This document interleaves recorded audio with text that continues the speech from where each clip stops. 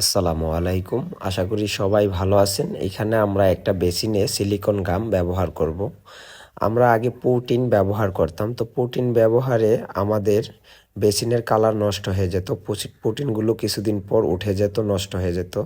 তো আমরা এখন সিলিকন গাম ব্যবহার করি। সিলিকন গাম ব্যবহারে নষ্ট হয় না এবং কি ময়লা আক্রান্ত হয় না।